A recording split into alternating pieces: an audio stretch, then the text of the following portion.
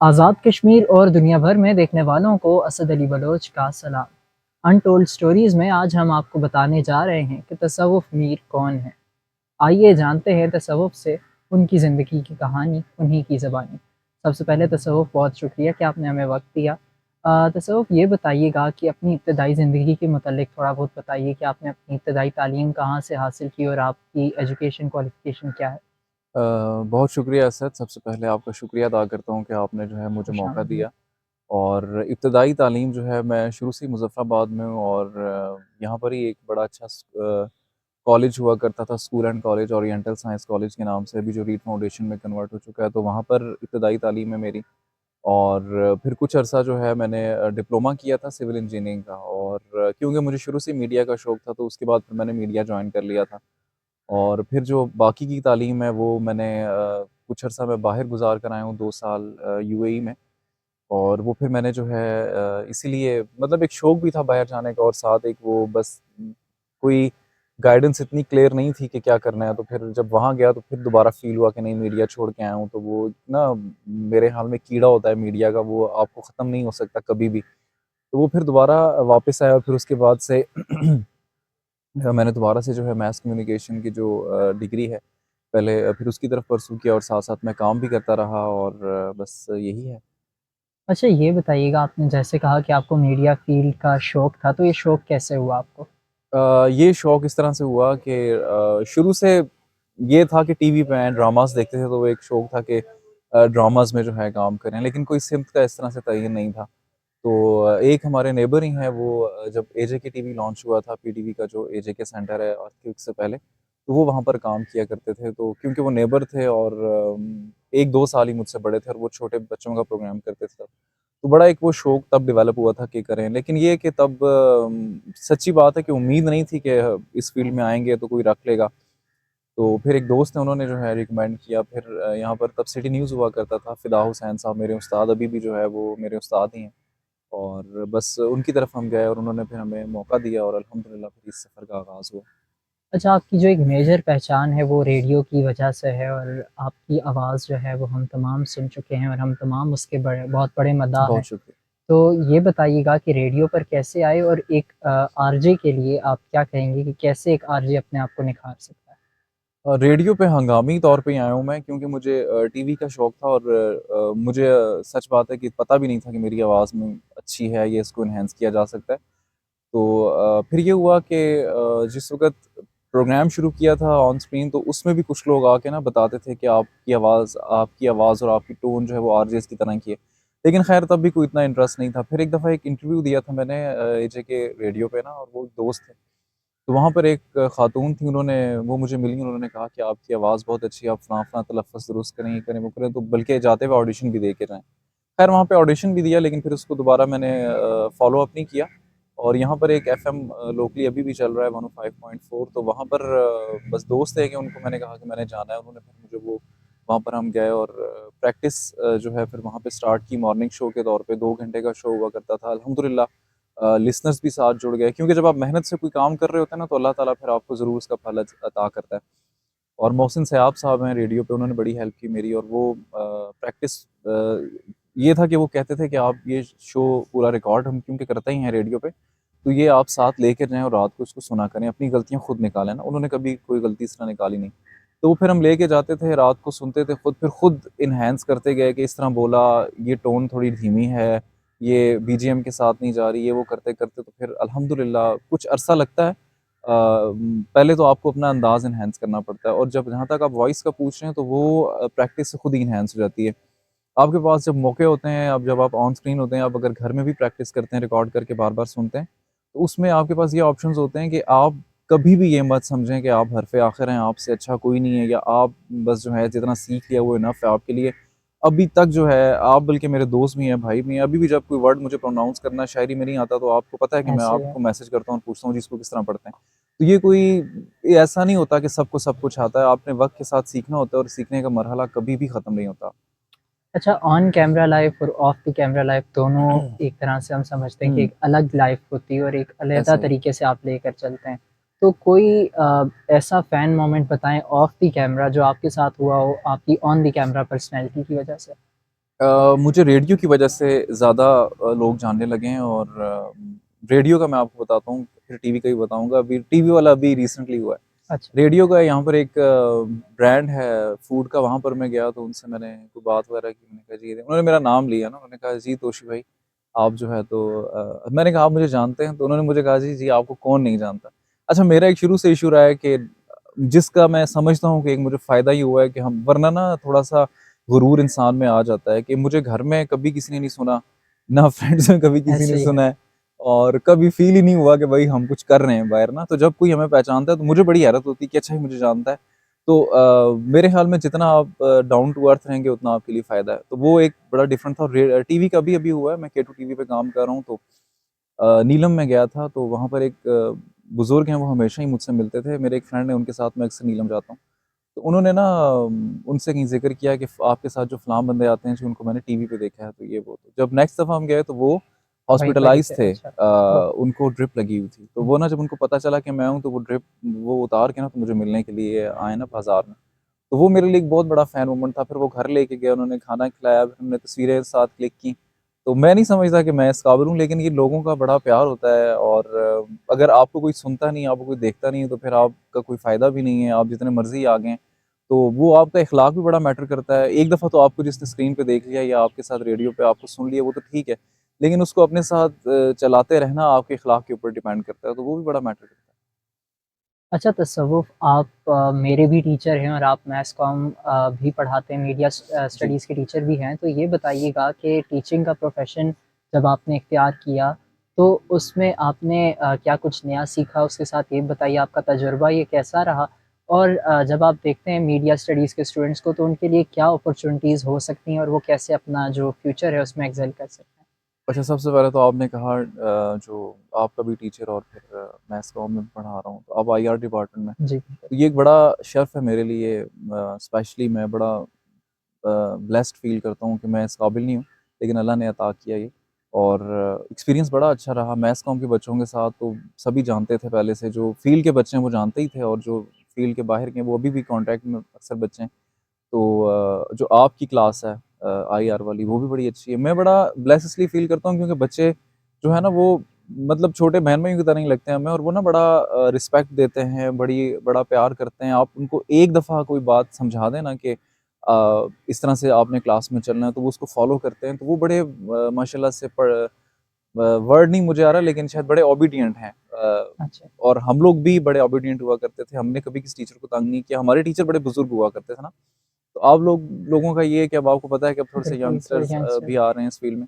Teaching का शौक भी था बहुत अरसे से। उसको मैंने पहले अपना एक स्कूल है मेरी कज़िन का, वहाँ पर मैंने स्टार्ट किया था 9th-10th के बच्चों को पढ़ाने से। फिर वो आहिस्ता-आहिस्ता मैंने छोटे बच्चों को भी पढ़ाया और वहाँ पे भी मेरा एक्सपीरियंस बड़ा अच्छा रहा। मुझे ये लगता है कि अगर आपकी नीयत साफ़ है, आप वाक़ई चाहते हैं कि कोई बंदा आपसे कोई सीखे, या आप किसी को सीधे रास्ते पे लाने की वाक़ई अल्लाह के सामने आपकी कोशिश है कि भई ऐसा हो, तो वो ज़रूर आता है, आपकी बात ज़रूर सुनता है। अनफॉर्चुनेटली जो तो अभी भी शायद ऐसा होगा, लेकिन जो हमारा दौर था उसमें कुछ टीचर्स ऐसे भी हुआ करते थे कि जिनको आपकी कोई बात अगर बुरी लग गई तो वो दिल में रख लेते थे और फिर वो पूरा टाइम आपके साथ ज़िद दावत पे उतर आते थे, जो कि टीचर को नहीं करना चाहिए। उसको रूहानी वालिद या वालिदैन का अगर रुतबा अल्लाह की तरफ से अता किया गया तो वो किसी वजह से किया गया। तो उनको, मेरे ख़्याल में, एक टीचर को अपना आप मार के स्टूडेंट को ठीक रास्ते पे लाने की कोशिश करनी चाहिए। एक्सपीरियंस बहुत अच्छा रहा। और बाकी आपने मीडिया के हवाले से बात की कि बच्चों के लिए जो है वो फ्यूचर क्या अपॉर्च्युनिटीज़ फ्यूचर क्या हैं? अपॉर्च्युनिटीज़ क्या हैं, तो वो बहुत ज़्यादा हैं अगर आप में कुछ है तो। अब हमारे यहाँ अक्सर ऐसा होता है कि आपने भी देखा होगा, मैंने भी देखा है कि मीडिया की फ़ील्ड में ऐसी जो फ़ील्ड्स हैं जो कि प्रोफ़ेशनल जिसमें आपको, मुझे लगता है कि पहले स्किल्स भी आपको स्किल्स चाहिए, उस चाहिए वैसे हैं। अगर आप में स्किल नहीं है तो, या स्किल को आप पॉलिश भी करने की कोशिश करें अगर है भी। बिल्कुल, हमारे यहाँ अक्सर ये होता है कि मैं देख रहा हूँ कि किसी ने एडमिशन लिया है तो किसी को कहीं और मार्क्स नहीं मिले तो वो उसकी किसी फील्ड में चला गया है और फिर उसके बाद ऑटोमेटिकली वो ख़राब कर रहा है अपने आप को भी, और उसकी जगह अगर एक बंदा किसी और जगह फंसा हुआ है तो उसको भी ख़राब कर रहा है। तो इसलिए पहले देखें स्किल्स आप में हैं, उसके बाद आप इस तरफ आएँ, और अगर आप आ चुके हैं तो फिर आप डेवलप करने की कोशिश करें स्किल्स को, क्योंकि अब आप आ चुके हैं। तो अगर आप में स्किल होगी तो आपको इंशाल्लाह ज़रूर चांस मिलेगा। पहले तो थोड़ा-सा मुश्किल था, आपको पता है जो हमारा दौर था शुरू का आज से बिल्कुल। 10 साल पहले का, उसमें थोड़ा-सा मुश्किल था। अब बहुत ईज़ी हो गया है क्योंकि अब चैनल्स बहुत ज़्यादा प्लेटफ़ॉर्म्स बहुत हैं हैं आपके और उसके पास। साथ-साथ आप सोशल डिजिटल मीडिया है आपके लिए, अगर आप में कुछ होगा तो आपको चैनल्स खुद ही उठा लेंगे। ऐसे ही। तो मतलब अपने आप पे काम करें, ग्रो हों और कोशिश ये करें कि अगर कोई सिखा रहा है तो उससे सीखें। अपने आप को ये मत समझें कि बस आपको जो कुछ आता है आपको ही आता है और आपको बहुत कुछ आता भी होगा लेकिन हर रोज़ जो है ना कुछ नया सीखना चीज़ें चाहिए। चेंज हो रही हैं जी, तो आपको नया ज़रूर सीखना चाहिए। अच्छा, तसव्वुफ़ हमने अभी आपकी टीचिंग करियर और इसके अलावा रेडियो प्रोफ़ेशन की तो बात की, ये आपने अभी तज़किरा किया कि आप K2 टीवी पर भी जी, प्रोग्राम जी। करते रहे। तो उसका तजुर्बा कैसा रहा और कश्मीर डायरी का सफ़र आपका कैसा रहा? अच्छा, केटू टेलीविज़न पे मैंने 2015 से काम शुरू किया था और वो लाइव मॉर्निंग शोज़ हुआ करते थे। वो डीएसएनजी यहाँ पे आती थी और पहाड़ी ज़ुबान में लाइव मॉर्निंग शो हुआ करता था। अच्छा, वो भी किया हुआ है। फिर डिस्ट्रिक्ट डायरी एक प्रोग्राम था, कश्मीर डायरी के टाइप पे था, तब डिस्ट्रिक्ट डायरी हुआ करता था और हर डिस्ट्रिक्ट से होता था। रिपोर्टिंग भी की है केटू टीवी के लिए मैंने। और कश्मीर डायरी का एक्सपीरियंस थोड़ा-सा मुख्तलिफ इसलिए है कि एक तो उसमें हमारे पास ऑप्शंस बहुत ज़्यादा इस तरह थी कि कोई एक लिमिटेशन नहीं थी ना। तो पॉज़िटिव वे में कश्मीर को कोशिश की पोर्ट्रेट करने की और अल्हम्दुलिल्लाह बहुत सारे ऐसा हिडन टैलेंट मुझे मिला जो कि मुझे खुद नहीं पता था कि यहाँ पे मौजूद हैं। स्केच आर्टिस्ट, सिंगर्स और बहुत सारे मोटिवेशन बहुत सारे लोगों से मिली और बड़ा एक पॉज़िटिव वो रहा और मतलब अभी भी मुझे लगता है कि बहुत टैलेंट की कमी बिल्कुल नहीं है हमारे पास, थोड़ा-सा एक्सप्लोर करना पड़ता है लोगों को और लोग बड़े हेल्पिंग रहे अल्हम्दुलिल्लाह, तो बड़ा एक अच्छा रहा। अच्छा, अपनी इस तमाम जर्नी को अगर आप सम अप करें, कोई पॉज़िटिव्स और कुछ नेगेटिव्स हमारे नाज़रीन को बताइए? अच्छा ये थोड़ा-सा मुश्किल सवाल है इसलिए क्योंकि अनफॉर्चुनेटली मुझे ये लगता है कि हमारे यहाँ अपॉर्च्युनिटीज़ इतनी ज़्यादा नहीं है जितनी कि होनी चाहिए। पॉज़िटिविटी ये ज़रूर है कि जितनी जितना लग रहा है लोगों को ईज़ी लगता है कि ये अभी हम ये सब कर रहे हैं और हमारे लिए सब इतना ईज़ी ये था नहीं। इसके लिए सबसे पहले बड़ा सब्र चाहिए होता है। अगर आपने किसी मुकाम पे पहुँचना है, अभी भी मुझे ख़ैर बड़ा आगे जाना है, अभी तो मुझे लगता है कि इंशाअल्लाह। इनिशियल्स हैं, कुछ भी नहीं किया मैंने। तो उसके लिए बड़ी मेहनत ये चाहिए, सबसे पहले हार्ड वर्क तो चलें है ही है, लेकिन उसके साथ फिर आपको सब्र तहम्मुल से काम लेना, एक फ़ील्ड अगर आपने चूज़ कर ली है तो उसके ऊपर स्टिक होके चलना बड़ा मुश्किल है। मुझे बहुत सारी ऑप्शंस आई, बहुत सारी जगहों पे बहुत अच्छी सैलरीज़ ऑफ़र हुई अपनी फ़ील्ड से बाहर, लेकिन ये है कि मैंने अगर करना चाहा भी कभी-कभार पैसे क्योंकि हर एक को चाहिए होते हैं और अगर मैंने कभी मूव होना चाहा भी तो मुझे कुदरत ने मेरे लिए अपॉर्च्युनिटी वो बंद हो गई या कुछ हुआ तो मेरे नसीब में शायद मीडिया ही लिखा हुआ है मुझे लगता है तो इसलिए मैंने इसको यहाँ पे परस्यू किया। प्लस स्टडी हमारे यहाँ बहुत सारे लोगों को ये लगता है कि अगर आपको बोलना आता है तो आपको स्टडी की ज़रूरत नहीं, तो ऐसा बिल्कुल नहीं है, आपको स्टडी की भी ज़रूरत है। प्लस बहुत सारे लोगों को ऐसा लगता है कि मैथ कॉम जो कर लेता है तो वो आके एंकर बन जाता है, ऐसा नहीं होता। मैथ कॉम आपको एंकर नहीं बनाता, वो आपको टेक्निकल चीज़ें ज़रूर सिखाता है। लेकिन अगर एक स्क्रीन पे आपने आना है, अपनी वॉइस को आपने एनहांस करना है, रेडियो पे काम करना है, तो उसके लिए आपको अपने ऊपर अलग से खुद काम करना पड़ता है। एक तो ये ख़ैर आप पॉज़िटिव और नेगेटिव मेरे बारे में पूछ रहे थे, तो वो बस ये सब फिर मैंने खुद से सीखा। पॉज़िटिव ये ज़रूर है कि अल्हम्दुलिल्लाह जो यूनिवर्सिटी में मैं जब गया हूँ तो मुझे फ़ील आई है कि बच्चे बड़ा रिस्पेक्ट कर रहे हैं, सब लोग जानते हैं अल्हम्दुलिल्लाह मुज़फ़्फ़राबाद में। एक मीडिया पर्सन को सबसे पहले यही होता है कि मुझे लोग जानें और जानें, मुझे लोग बिल्कुल। पसंद करें, तो अल्हम्दुलिल्लाह ये तो एक पॉज़िटिव है। नेगेटिविटी यही देखी है मैंने कि जो थोड़ा-सा पिछला दौर था उसमें लोग एक-दूसरे को सपोर्ट नहीं किया करते थे। मेरे लिए पॉज़िटिव रहा है, मुझे बड़े अच्छे लोग मिले हैं, मुझे लोगों ने सपोर्ट किया, मेरे जो सीनियर्स हैं उन्होंने मेरे लिए अपॉर्च्युनिटीज़ क्रिएट की और खुद जगह छोड़ के मुझे अपनी जगह बिठाया, मैं बड़ा लकी रहा हूँ। लेकिन अनफॉर्चुनेटली सब लोग इस तरह के लकी नहीं होते। तो लोगों के लिए रास्ते बंद करने की कोशिश की जाती थी तब, अब थोड़ा-सा डिफरेंट हो गया है। और प्लस ये कि अगर इसको सम अप करें तो मुझे ये लगता है कि कश्मीर में इतने मौक़े मौजूद नहीं हैं जितने कि पाकिस्तान में जगह-जगह मौजूद हैं और पाकिस्तान में बहुत सारे चैनल्स हैं। लेकिन थोड़ी-सी हम लोगों ने अपने लिए नेगेटिविटी ये भी क्रिएट की है कि हमारे यहाँ अगर मैं इतना अरसा काम करने के बाद अगर मैं लाख रुपया डिमांड करता हूँ किसी से तो मेरे साथ के लोग जो हैं वो 10,000 रुपए पे भी वहाँ पे जाके काम करने के लिए तैयार हो जाएँगे। और मीडिया चैनल्स भी उस 10,000 वाले 10 बंदे ज़रूर रख लेंगे उस लाख रुपए में क्योंकि उन्होंने ये नहीं देखना कि बंदे को क्वालिटी बात नहीं करनी देखनी है, आती है या ऐसी नहीं है। आती, क्वालिटी है या नहीं या उसको सेंस भी है बात करने का या नहीं। मैंने एक दफ़ा एक चैनल पे नाम नहीं लूँगा, मैं देखा है, तो उन्होंने वो न्यू एंकर ला के बैठाया और गेस्ट उन्होंने बुलाए हुए थे, तो उन्होंने ना गेस्ट ने वकील साहब से ये पूछा कि सुना है कि वकील जो है वो फ्रॉड करने के लिए तो मशहूर हैं वकील ये वो। तो अब वो उनको बात ही नहीं करनी आ रही कि उन्होंने सवाल पूछना है अपने घर बुलाए हुए गेस्ट से एक किस तरह से। प्रोफ़ेशन को आप तो अ, हाँ, नहीं डिग्रेड कर कर रहे हो। सकते तो वो ऐसे। तो फिर भी वो बिल्कुल। वकील साहब अच्छे से उन्होंने लिहाज़ किया उनका, शायद कोई और होता तो उनको केस कर देता और वो शायद चैनल पे केस बन जाता। तो वो थोड़ा-सा आपको देखना चाहिए कि आप जिस बंदे को ला के स्क्रीन पे बिठा रहे हैं, वो है भी इस काबिल या नहीं और दूसरा आम लोग भी जो हमारे हैं, जो बच्चे आजकल आ रहे हैं, उनको भी चाहिए कि अपनी वर्थ को जानें। एकदम से आपको पैसे भी नहीं मिलते, उसके लिए आपको फ्री में भी काम करना पड़े। अगर किसी ऐसी जगह पे जहाँ पे आप इंटर्नशिप करें तो कुछ सीख ज़रूर सकें। सीखें। बिल्कुल। लेकिन ये है कि आप पूरी ज़िंदगी आप फ्री काम भी नहीं कर सकते और ना अपनी अपनी वर्थ ना ख़राब करें, अपने इर्द-गिर्द लोगों की वर्थ भी ना ख़राब करें। अच्छा, तसव्वुफ़ एंड पर आप हमारे नाज़रीन को और बिलख़ुसूस नौजवानों को क्या पैगाम देना चाहेंगे?